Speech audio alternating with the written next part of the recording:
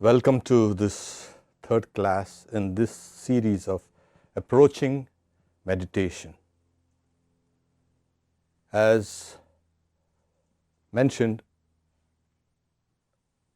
in these series of classes, we like to lay the philosophical foundations of meditation, as well as to give us a bit of a practice session in order to orient us towards what we hear. One of the most perplexing things, and yet it's the most vital and the most apparent and the most solid experience in our lives, is breath.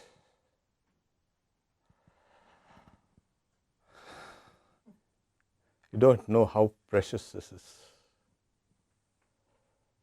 It's the most precious thing that you ever have.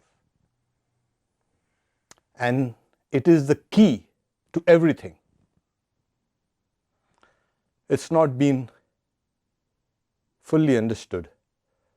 So in this class today, we'll take a glimpse of what breath is, because as we know, it's fundamental, and if it stops, everything stops. And then we know what happens. Every mythology has tried to answer this question of what is life? And they have come out with various answers.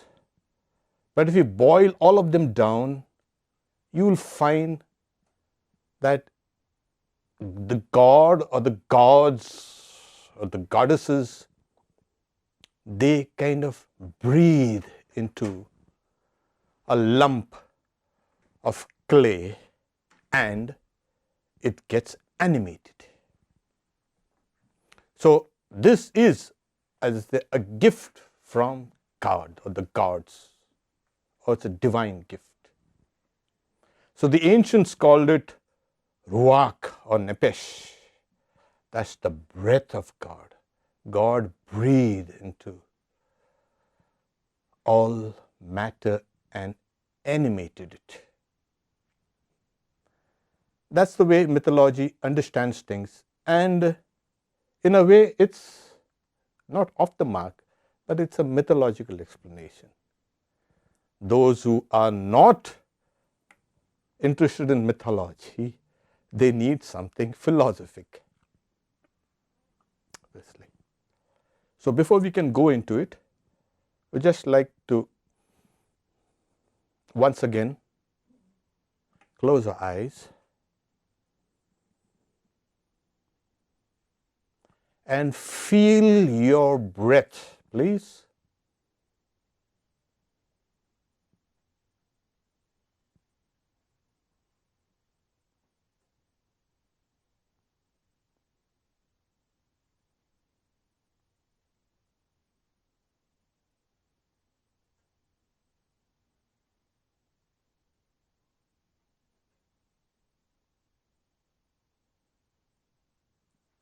Ask yourself, do I know the nature of this breath?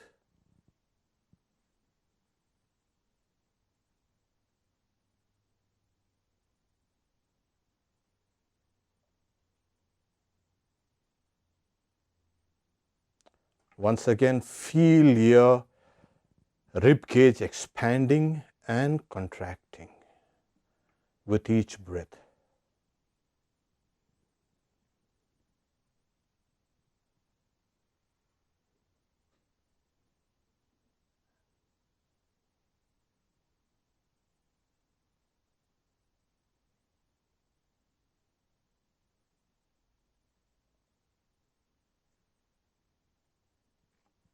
Open your eyes, please. Swami Vivekananda says, that's the breath is the flywheel, where its motions are transmitted to smaller and smaller components in this machine.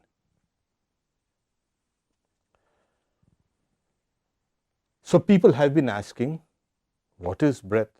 And they've connected it with life for obvious reasons. People have also asked these questions from the most ancient times, but we get a very sophisticated explanation of this from the sages, the Vedic sages. I lay before you some of these great answers that they came up with. Not just to kind of have a kind of intellectual understanding of what it is, what life is, but it's going to help you in meditation. That's the idea. So in the ancient days, people, of course, they saw everything through a kind of a stories, narratives, mythology.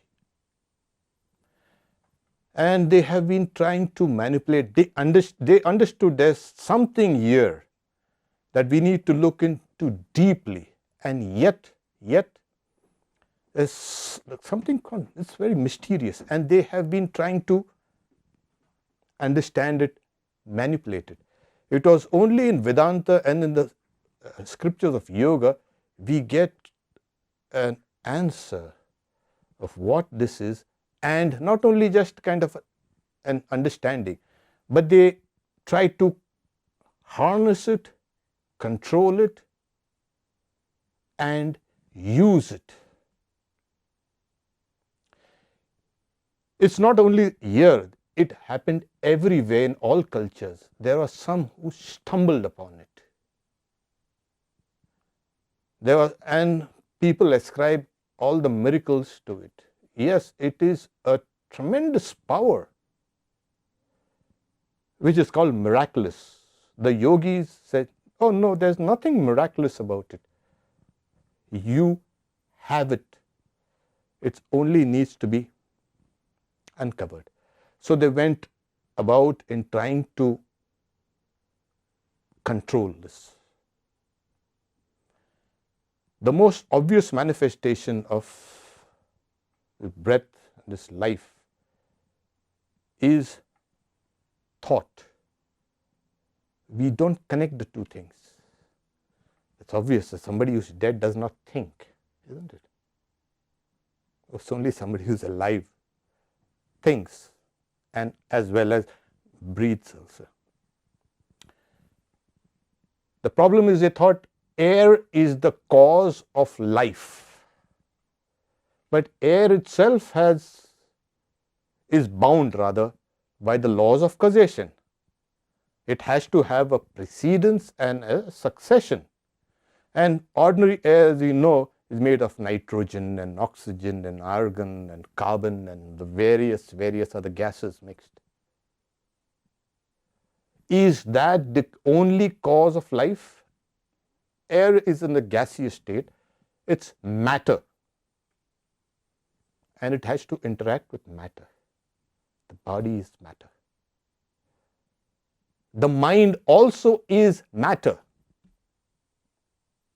People mistakenly thought that there's kind of some spiritual body in it and this and that. That spiritual body is nothing but the subtle body, which is the mind body in Vedanta.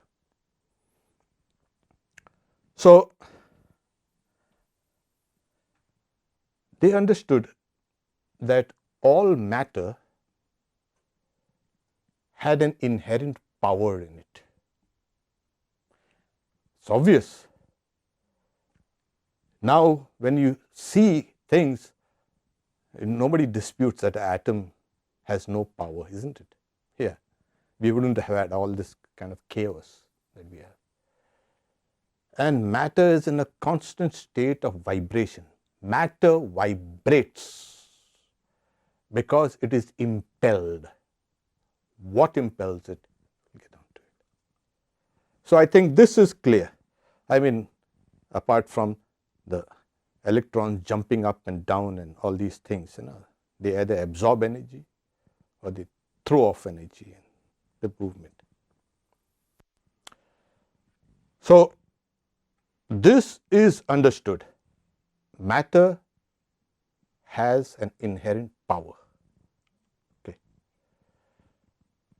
When they kept on searching what exactly is the nature of this power, you see, the sages of the Upanishads, they were bent into finding unity in the midst of diversity, and that's the role of a true scientist.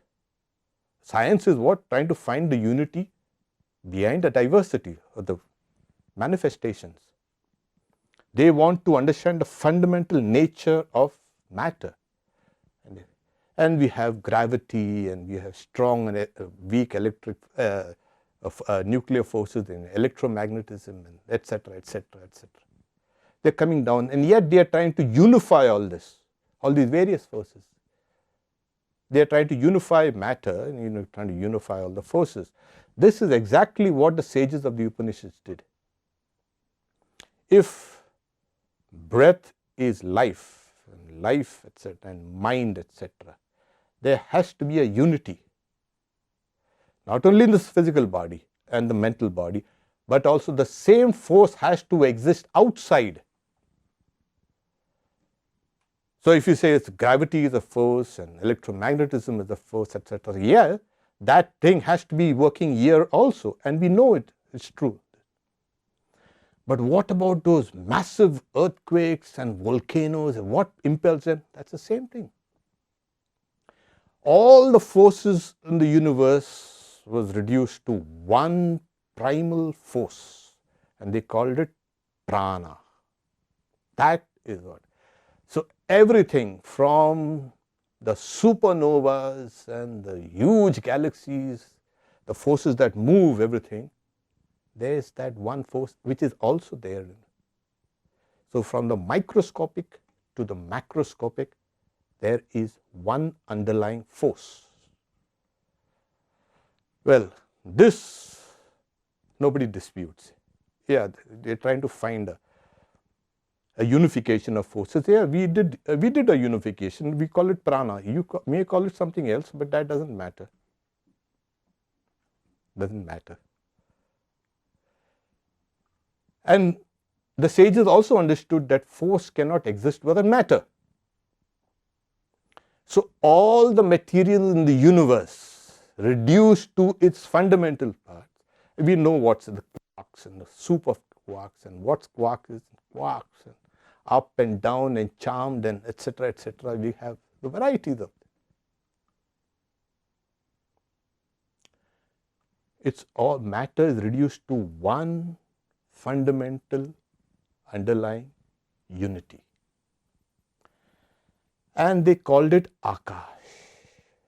So just before this class, we were listening to the song, all existence is one, and I was kind of smiling. Yes, the trees and the mountains and the rivers, and yes, you are one with that. Of course, it has to be. It cannot be otherwise. And we are talking about both the individual as well as the universal. So the sages reduced all forces into one primal force called prana, and one primal material called Akash. It's generally translated as space. And we know from space everything has emerged. But it's more than space. It is the field of possibilities. So today we know that force and matter and force are just one, like E is equal to mc square. Nobody disputes that. It's a seething mass of energy that is appearing as matter on a different level.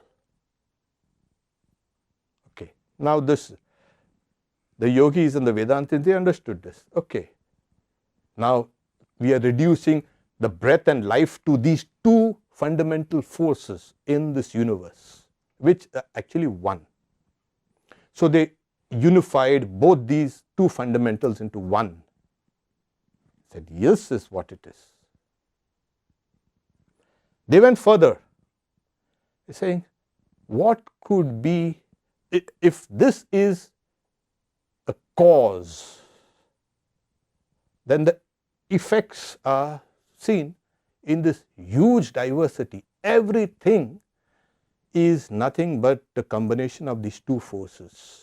And in Vedanta, they say at the beginning of projection, they do not use the word creation. There is no creation in Vedanta.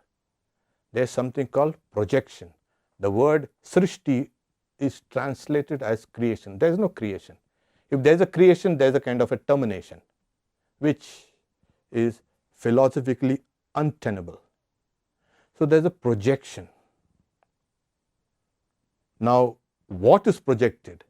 So at the end of a cycle, the entire projection is in a cyclic form. There's a projection, then there's a contraction, it goes into a kind of a seed form, and from where it emerges. This pattern is found repeated everywhere, from the plant to the animals to reptiles, birds, everywhere. It has to be, because this is the fundamental, you can say, movement of creation, projection rather. I'm again using that word creation. Because it's projected. What is projected? So in its seed form, that mighty ocean of Akash, as I said, that universal space, sleeps as it were. And the Vedas say, Anidvatam swadaya tadaktam, that it remained still without vibration rather. And when the causes of the next projection are within that seed itself, and when it was time, prana, as it were, keeps on slamming itself on this universal field of possibilities. And all the systems in the world, in the universe, and in the bodies and everything are projected out. So everything is a combination of prana, life forces, including thought, including the volcanoes and the tsunamis and the earthquakes and the supernovas and the massive expansion of space. Everything is the result of these two forces acting on each other. And they have brought out this diversity. It takes billions and billions and billions of years. Nothing happens quickly. And for us, it's kind of good. Yeah, let it take its own time. It's because it's a question of manifesting. And when it comes down to this highest level, where matter is diversified into innumerable forms, that is what is called life. Life is a combination of both matter and the force. But we know life is sentient. So these sages, they went further and said, what is the cause of this space and this universal force? And they went deeper and they found, they call it the universal mind.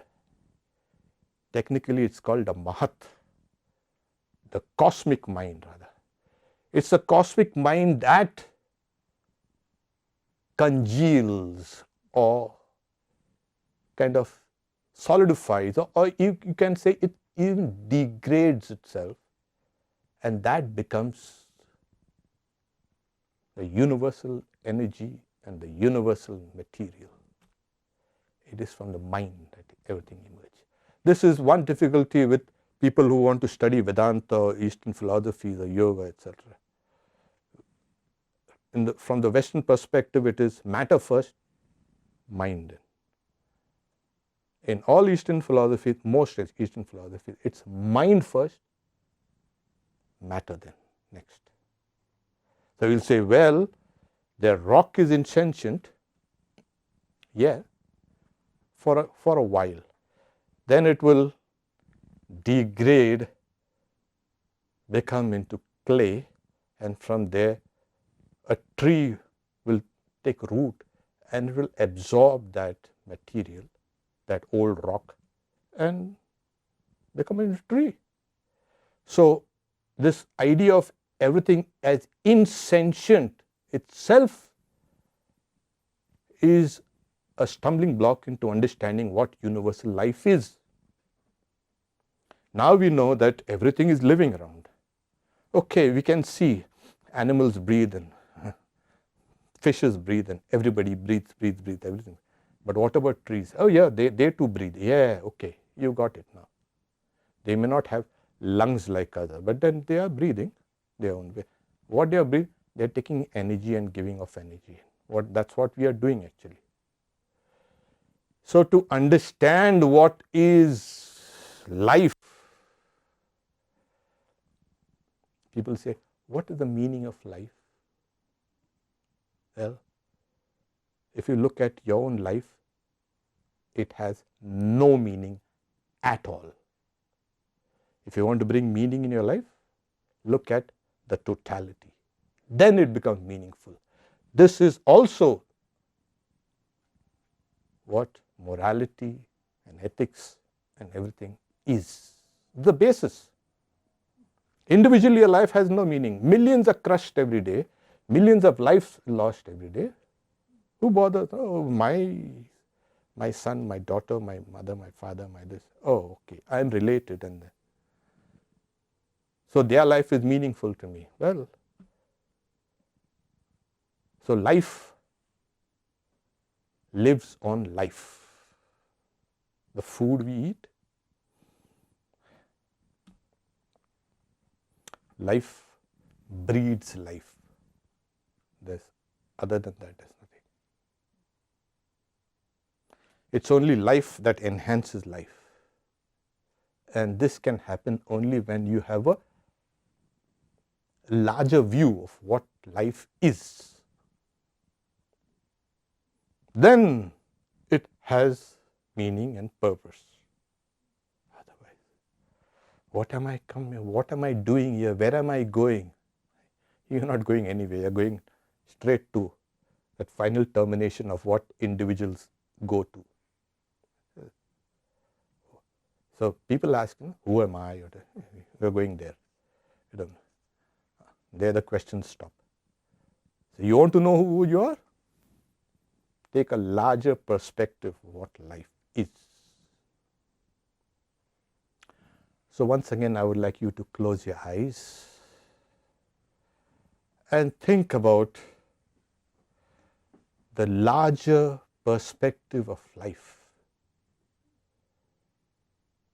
Feel your breath, please.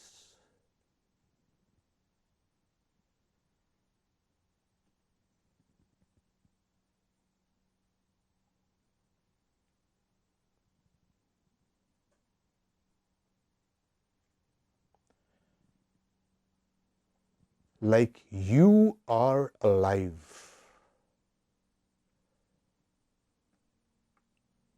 The entire world is alive.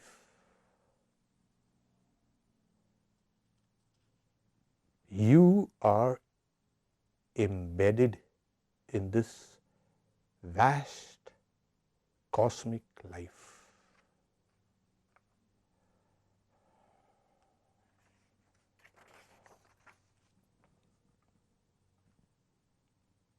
Think of it as the most precious thing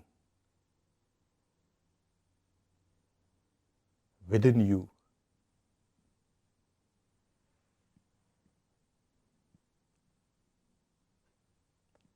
And think of its deeper dimensions.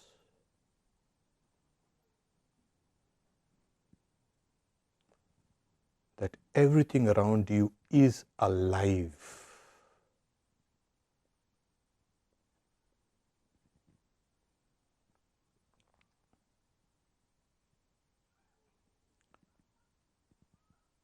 This breath is a part of the cosmos.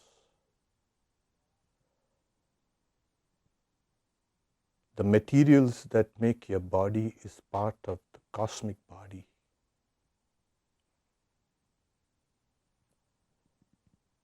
And the mind that you have is a part of that cosmic mind.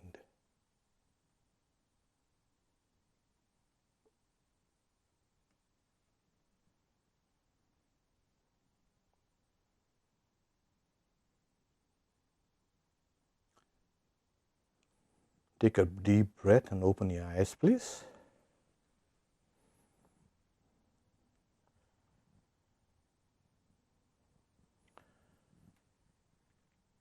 So when we come to the understanding of what control of the breath, which is called pranayama, it's very popular in the US, but of course not in its traditional form. By breaking the motion of breathing, inhaling, retention and exhaling, you are trying to control the breath. Now this control of the breath, it's not just simple control of the breath. It is, people have kind of understood it like that, breathing. It's the control of life forces. It's a control of the mind. You can control your mind through the control of breath. You can control your life through the control of breath. You can control every movement of your body through the control of breath. As I mentioned, that this is the flywheel that runs everything. The most obvious manifestation of life here, right now in our mind, forget the circulation of the blood and this and that and the digestion, but the most obvious manifestation is this breath. These are all life functions which you can enter through the breath. So the control of the breath, pranayama, the control of prana, opens yourself up to almost universal force, universal power. If you can, Swamiji says, if you can control this wave in your mind, you can control all the waves in your mind. And the miracles that this control of the prana can do, staggering. We are not going to it. What I want to imply is this universal flow force or universal energy flows through you. The power of the universe flows through you.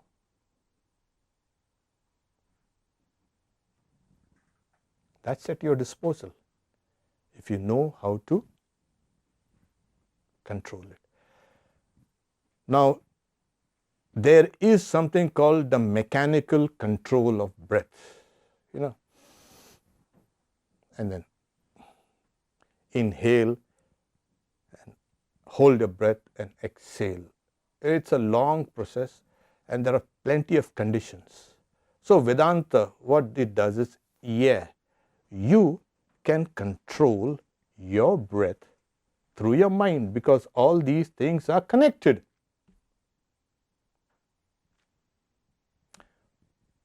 When you are concentrated, your breath stops. You've ever seen those who practice archery, when they are taking an aim, they stop breathing for a while. The mind is concentrated, the breath automatically stops. And then you can. And after the arrow has been shot, then they breathe. So, entire life forces can be manipulated by just simple concentration. there too, the entire power of the universe is there for you to exploit. I mean, exploit in the sense not kind of, let's do some miracles and let's do some kind of tricks, some yogic tricks. And I'm not talking about that.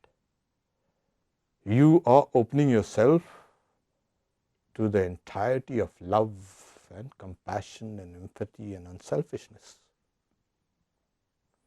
That is what pranayama, the control of prana, does. But this is, pranayama, as you know, is one of the 8 limbs of yoga. In Vedanta, it's not given too much importance because, for obvious reasons, you might get sidetracked from it. So we go straight to the higher aspect of life, which is the mind, and try to get control of everything. So like when you're concentrated, it's not only a breath that stops, you also become still. You notice that. Intense concentration stills everything. So when we approach meditation, you approach it through the mind. You don't need to go through a long mechanical processes.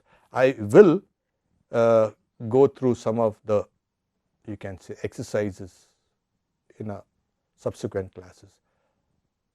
This is just to kind of purify the elements within. It's called Nadi Shuddhi. We will do that.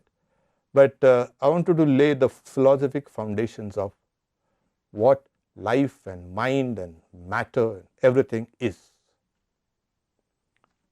So you can approach meditation with that kind of assurance. That what you're getting is, people say, what do you get in meditation? Well, you open yourself up to the universe, and what can be greater than that? And I said, the power of the universe flows through you. You have unlimited power. And yet we are thinking in that small, weak, individual way. Meditation opens yourself up. So this is what is life, life breath. Okay. Because there are yogis who can stop breathing for days, and yet they are alive.